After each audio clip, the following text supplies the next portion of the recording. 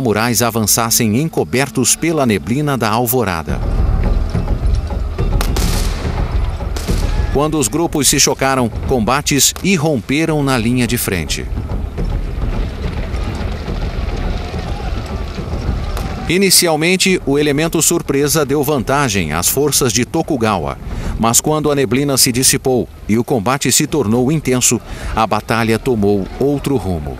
Tokugawa Ieyasu parecia estar diante de uma derrota. Então, no momento certo, ele salvou a si mesmo com uma hábil jogada política. What shows Ieyasu's brilliance at Sekigahara is not that he brings more men to the field, but that he subverts the unity of the opposite side. Ieyasu enviou agentes para convencer um dos comandantes inimigos a trocar de lado. O golpe deu certo e o exército de Toyotomi foi esmagado. Foi uma batalha épica na história dos samurais. Tokugawa Ieyasu era o líder militar supremo do Japão. Ao contrário de seu predecessor, ele tinha a intenção de reclamar o venerado título de shogun. A tradição exigia que ele fosse um descendente do clã Minamoto. Ele não era, mas encontrou uma forma de ignorar este pequeno detalhe. Tokugawa Ieyasu had to present to the emperors a falsified genealogy in order to prove that he was a descendant of the Minamoto. And of course this was known to the imperial family, but it was a kind of a pro forma thing. And so once a fairly convincing document was presented to them, they could close an eye on whether it was absolutely historically accurate.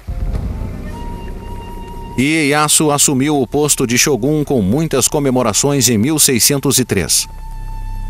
A sede do shogunato, o governo militar, foi montada em Edo, a Tóquio atual, e a paz logo se instalou sobre o país.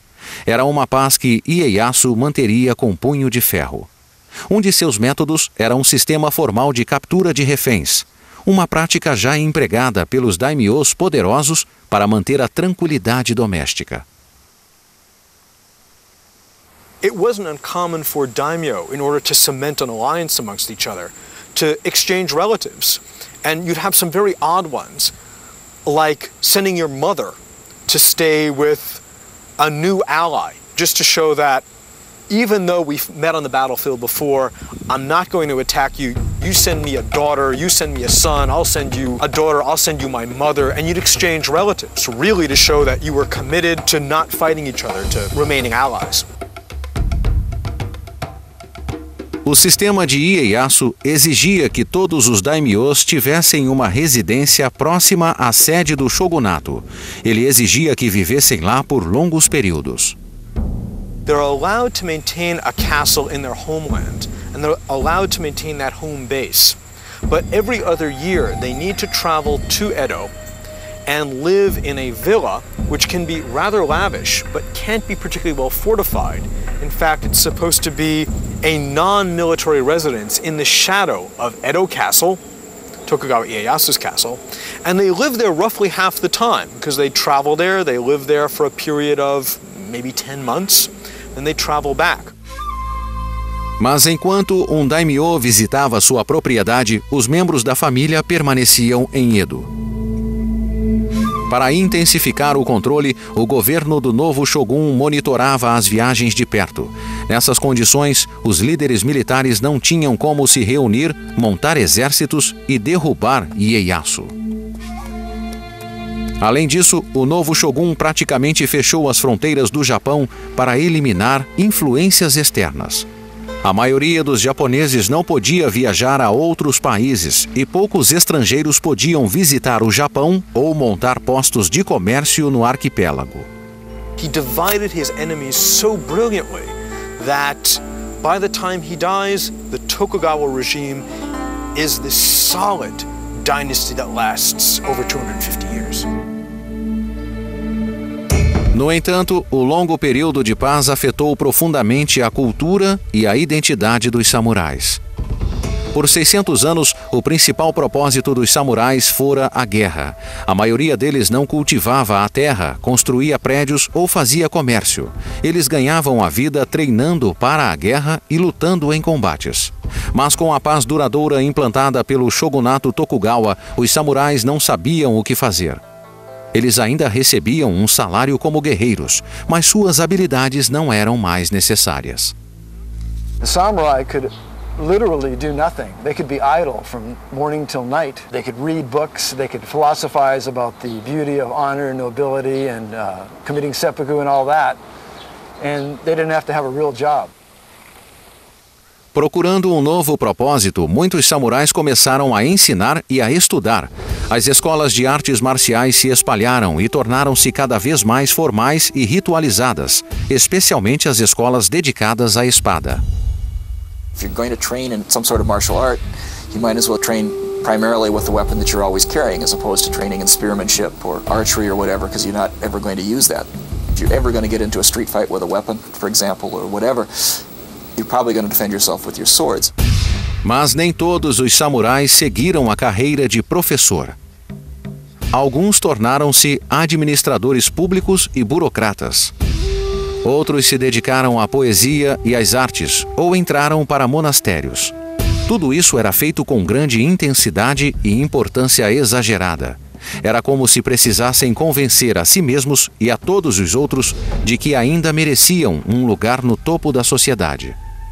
Warrior behavior became stylized, where the importance of martial arts, the importance of spiritual beliefs, all those things that we associate with the samurai, I really see as being a creation of the 17th century. When we have peace in Japan, and we have to find out, well, we have these sword-bearing officials who get income. What is their purpose? There's no wars. And I think that there's this real sense that they try to create this sort of code of conduct. No fim do século XVII e no início do XVIII, vários estudiosos produziram obras escritas que tentavam estabelecer regras e filosofias pelas quais os samurais deviam viver. Estes trabalhos tinham temáticas similares, ressaltando conceitos como a honra pessoal, o domínio das artes marciais, ser um exemplo para a sociedade e, acima de tudo, a fidelidade cega ao mestre. Este conjunto de ideais ficou conhecido como o Código do Guerreiro. Uma obra que explorou este código, chamada Hagakure, ou Escondido atrás das folhas, ressaltava a importância do auto-sacrifício, mas também continha elaboradas instruções para a conduta diária de um samurai.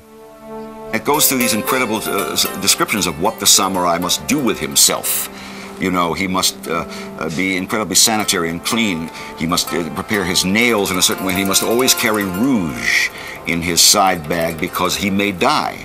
And when he dies, he doesn't want to look pale or frightened. So he must always be ready to present the front of someone who has eagerly chosen death. When the samurai goes out to battle, he must burn incense in his helmet, so that when he is beheaded by his victor, he will present to the victor, who rips the helmet off, a pleasant, an aesthetic, a memorable experience. Estas considerações podem ser um luxo dos tempos de paz, uma paz que na época do Hagakure já durava 80 anos. Nos séculos anteriores, quando a guerra era frequente, os guerreiros tinham uma abordagem mais pragmática em relação ao auto-sacrifício. One of the documents I looked at in the 14th century, they said, we attacked the enemy but started suffering casualties, so we fled. No stigma, no dying, they're not going to just, die like that. Later on, there's this notion that you should die for your Lord. The attitudes toward that are very different. Um luxo dos tempos de paz ou não, a maioria dos samurais do shogunato Tokugawa levava as ideias expostas pelo Código do Guerreiro a sério. Em 1703, estes princípios foram a raiz de uma das mais famosas exibições de lealdade e auto-sacrifício na história dos samurais. Asano Naganori era o daimyo de Ako, um feudo 160 quilômetros ao sudeste de Osaka. Naganori fora convocado a uma visita cerimonial ao palácio do Shogun. Esta visita exigia um treinamento especial de etiqueta. Durante as aulas, o professor de etiqueta, um membro da equipe do Shogun, insultou Naganori.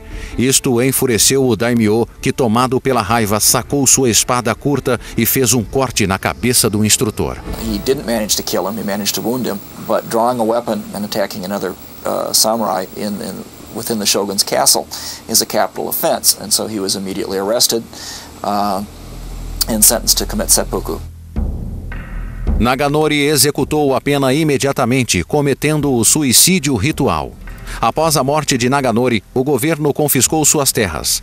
Os guerreiros que o serviam tornaram-se ronins, o termo usado para descrever um samurai sem mestre. Os homens não tinham mais onde morar ou como viver. In the medieval period, this was never really a problem because there's constant warfare, lots of armies that are willing to employ unemployed fighting men. During the Tokugawa period, when there's no warfare and there are no wars and armies are circumscribed and defined by centralized authority, there's less outlet for people who lose their jobs, and so it becomes a bigger sort of problem. Um dos antigos samurais de Naganori, Oishi Kuranosuke, convocou seus colegas e perguntou se o ajudariam a se vingar. 46 deles concordaram. Rather than immediately attacking the man who they identified as responsible for their master's downfall, the guy that he'd attacked, figuring that he would be expecting it and be prepared to defend himself up front, they basically laid low for 3 years and pretended to go along with shogunal orders and accept their fate. Os 47 ronins se dispersaram e pelos próximos 3 anos encontraram outras ocupações. Oishi fingiu tornar-se um bêbado errante, cercando-se de prostitutas e criminosos. Finalmente, como os ronins esperavam, seu alvo abriu as defesas, imaginando não correr mais perigo.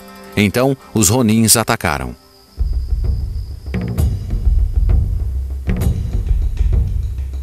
They met according to prearranged plan, assembled themselves and staged a night attack on the guy's house, found him cowering in a closet, dragged him out, killed him, decapitated him, and then delivered the head to the grave of their master, and then presented themselves to the authorities to be arrested for participating in an illegal vendetta.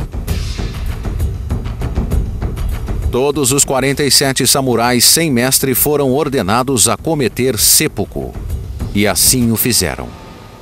Este episódio assustou o tranquilo Japão da Era de Paz, mas ao mesmo tempo encheu muitos cidadãos de orgulho por saberem que os princípios dos samurais de devoção e autossacrifício não haviam sido extintos. Hoje, na cidade de Ako, a antiga sede do daimyo Asano Naganori, encontra-se um altar em honra aos 47 ronins leais e desapegados. O código do guerreiro segundo o qual viveram e que os levou ao corajoso ato continuaria moldando a identidade japonesa e a inspirar atos de auto-sacrifício por centenas de anos.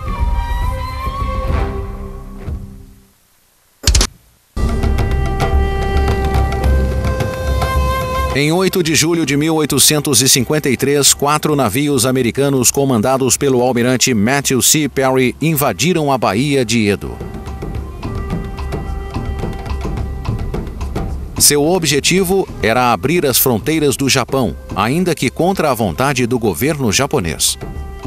Obviamente, os Estados Unidos estavam interessados no comércio, mas o maior objetivo era usar o Japão como um porto de apoio para os navios baleeiros americanos no Extremo Oriente.